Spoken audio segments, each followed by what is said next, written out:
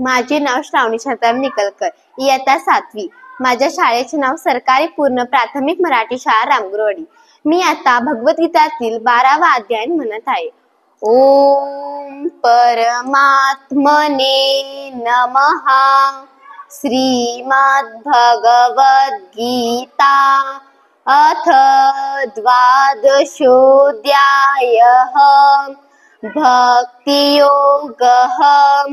अर्जुन उवाच एवं सततयुक्ताये भक्तास्त्वां पर्युपासते ये चाप्यक्षरं व्यक्तं तेषां के योगवित्तमा.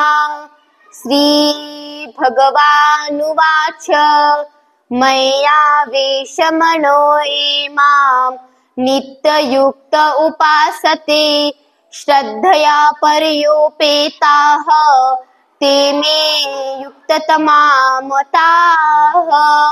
ये त्वक्षरं निर्दिश्य अव्यक्तं पर्युपासते सर्वत्र गमचिन्तं च कूटस्थमचलं ध्रुवं संयम्येन्द्रियग्रावं सर्वत्र समबुद्धयः ते प्राप्नुवन्ति मामेव सर्वभूतैते रताः.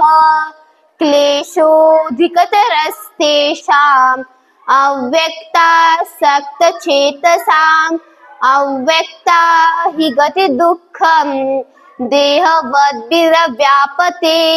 ये तु सर्वाणि कर्माणि मयि सन्न्यस्य मत्परा अनन्येनैव योगेन मां ध्यायन्त उपासते तेषामहं सम्मोदर्ता मृत्युसंस्कारसागरात् भवामि न चिरात् पार्थ.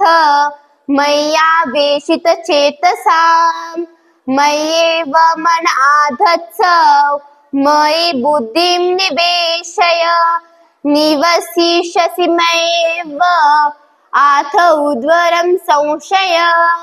आतिचित्तं समाधातु न शक्नोषि मय्येव स्थिरम् अभ्यासयोगेन ततः मामिच्छाप्तुरि धनञ्जय.